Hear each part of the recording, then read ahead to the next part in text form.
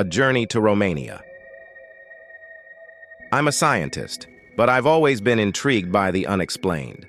Living near the Appalachian Mountains, I've learned all the local legends. When my work takes me to different places, I always take time to learn about their myths too. Last month, I got a call to go to Romania. Though it's unusual for me to travel to Europe for work, I couldn't resist the allure of such a beautiful country. As I packed, I debated whether to bring my journal, where I document the legends I learn about. Romania, known for vampires and Transylvania, seemed like an intriguing place to gather stories, despite finding vampire myths a bit silly. In the end, I brought my journal, hoping to find some unique local tales. The plane ride was long, and I landed in a thick fog, feeling a mix of excitement and anticipation for the adventure ahead. An emergency landing delayed my arrival. Stepping onto the foggy tarmac, I noticed that most fellow travelers were locals. A young man struck up a conversation, offering his business card in case I needed company. I appreciated the gesture, but was too tired to engage. After a long cab ride to my hotel in Brasov, I tried to relax and plan my schedule.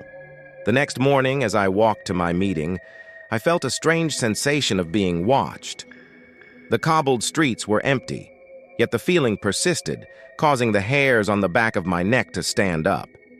My meeting was tedious, but my excitement to hear local legends kept me awake. Afterward, at a local cafe, I again felt eyes on me. Two small lights in the fog seemed to stare directly at me. Unnerved, I quickly returned to my hotel. Back in my room, the feeling of being watched intensified. I tried to shake it off by taking a shower and having a drink, but nothing worked. In the afternoon, I ventured out with my journal, cautiously checking my surroundings.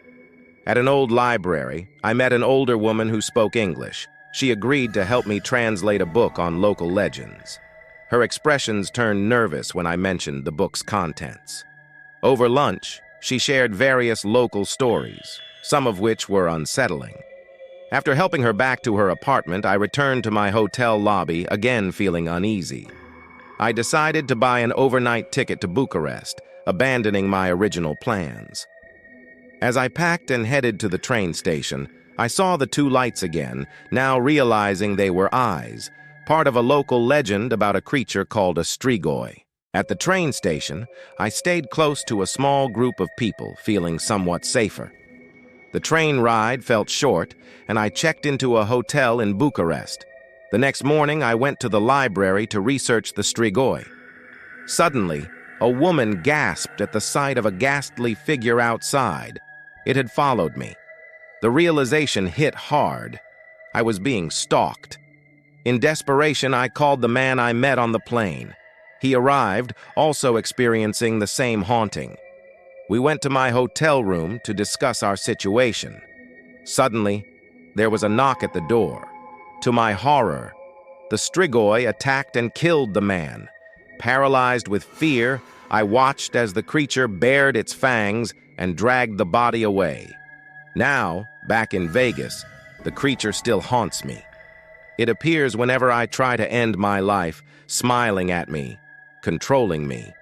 My existence is a constant state of fear, wondering if I will meet the same fate as the man who tried to help me.